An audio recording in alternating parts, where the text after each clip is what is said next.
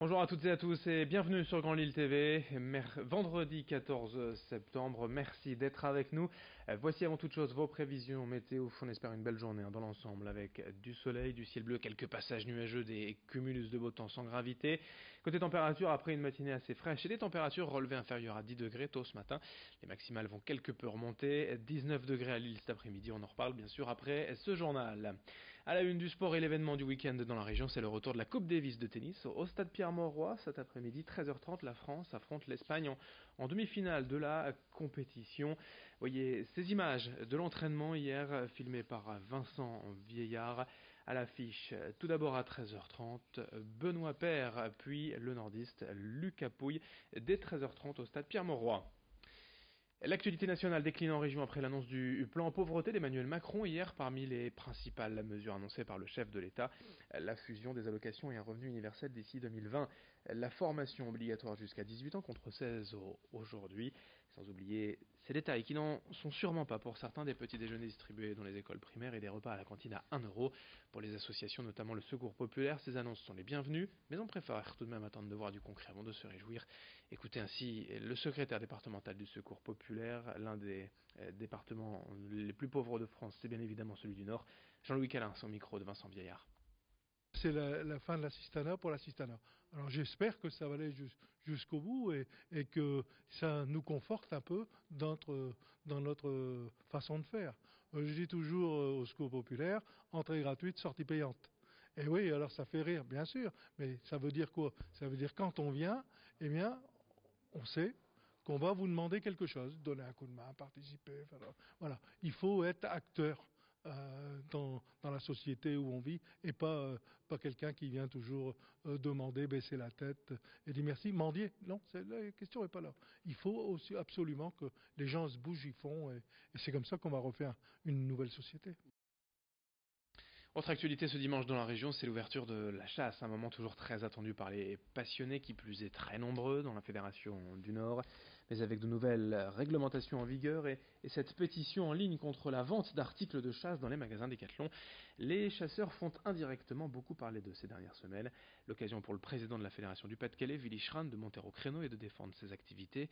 Il a notamment tenu à rappeler les récentes réformes et surtout le rôle de la chasse dans les écosystèmes, car selon lui, les chasseurs permettent avant tout de préserver certaines espèces tout en évitant la surpopulation d'autres plus nuisibles. On l'écoute, Willy Schran au micro de Marine Kijek. Je crois qu'on s'est beaucoup trop caché depuis longtemps. Les gens ne nous comprenaient pas. Les gens disaient, bon, les gars qui chassent, qui tuent des animaux. Personne ne savait vraiment ce qu'on faisait. Donc il y a un moment, je préfère affronter les choses, regarder tout le monde dans les yeux, faire voir ce qu'on fait, avec toutes nos qualités et tous nos défauts. Peut-être aussi d'ailleurs s'apprendre à les corriger et travailler intelligemment, faire passer vraiment cette chasse dans le 21e siècle, mais ne plus se cacher dans rien. Il faut que les gens chassent, que les chasseurs sont des gens qui tuent des animaux certes, pour des raisons précises et dans des équilibres précis, et de façon très quantifiée, très codifiée, mais c'est avant tout des grands amoureux de la nature et des gens qui sont incontournables dans la gestion des territoires et des espèces.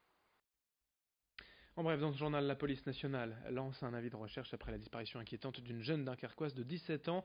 Phoebe Daly n'a plus donné signe de vie depuis le 28 août. Ce jour-là, elle portait un jean gris clair, une doudoune beige et un t-shirt rouge, ainsi que des boots en daim marron. Si vous avez des informations, n'hésitez pas à contacter le commissariat de Dunkerque, notamment au 03 28 69 71 00.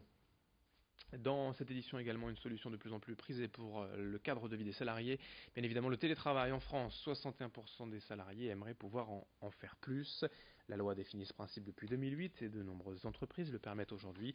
À la CCI Grand Lille, environ 10% des salariés ont opté pour cette manière de travailler, que ce soit à la maison ou dans des espaces dédiés de coworking. L'idée, c'est d'éviter les temps de trajet trop longs, d'assurer une meilleure qualité de vie tout en ne reniant pas la qualité de travail. Pour faciliter donc le télétravail, la CCI utilise les nouvelles technologies, notamment des robots qui permettent de réaliser des visioconférences nouvelle génération. Écoutez ainsi ces explications recueillies par Idil Gunay. Au départ, le télétravail, à l'époque, on l'entendait comme la facilité pour le salarié de travailler chez lui et potentiellement de faire autre chose, de récupérer les enfants à l'école ou organiser la visite du plombier. Et aujourd'hui, le télétravail, c'est différent. C'est vraiment penser le travail autrement, travailler à proximité de chez soi et dans un lieu qui potentiellement apporte de la créativité et de l'échange avec des gens qui ne travaillent pas forcément dans la même structure. Et c'est vraiment l'avantage du coworking par rapport au télétravail. Si on prend l'exemple de Bois-Grenier sur la 25 au niveau de la chapelle d'Armentières, tous les matins ça bouchonne peut-être une demi-heure, 40 minutes. La personne qui habite dans ce secteur-là potentiellement peut économiser ce temps pour éventuellement travailler de 8h à 10h et de prendre la route à 10h pour arriver au travail à 10h15 plutôt que mettre 1 heure le matin, quoi. Et puis le sport, de nouveau pour terminer avec le football, cette fois le retour de la Ligue 1 et du LOSC ce week-end. Les Lillois se déplacent à Amiens demain soir pour la 5e journée. Ce match forcément fera écho à de nombreux supporters après l'effondrement de la tribune au stade de la Licorne l'an dernier. Les fans lillois ont d'ailleurs l'intention de porter un gilet jaune en souvenir de l'accident. Les joueurs du coup évolueront aussi avec un maillot jaune en soutien aux blessés de l'an dernier. Pour ce qui est du terrain, de nouveaux joueurs ont été présentés hier, Jérémy Pied, le défenseur français, et l'attaquant portugais Rui Fonte. Demain, l'ensemble du groupe devrait être opérationnel pour ce match à Amiens. Pour rappel, le LOSC a pour l'instant réussi son début de saison, il est 4e au classement. On écoute l'entraîneur Christophe Galtier à propos de la concurrence au micro de Lucilbert Constant. La réalité des effectifs, c'est qu'il y a beaucoup de concurrence. Et que cette concurrence, elle doit permettre à l'équipe d'être plus performante, et elle doit permettre aux joueurs d'élever leur niveau. Et pour avoir échangé avec certains d'entre eux, qui sont dans des postes très chargés, je leur ai dit que cette concurrence-là ne devait pas les empêcher de progresser, de ne pas les empêcher d'être heureux, de saisir les opportunités quand on fera appel à eux, et qu'il faudra aussi accepter les décisions, parce que les joueurs sont restés ici. Ils sont restés ici en connaissance de cause, et que quand je devrais leur demander d'aller jouer avec l'équipe réserve, ils devront accepter de jouer avec l'équipe réserve.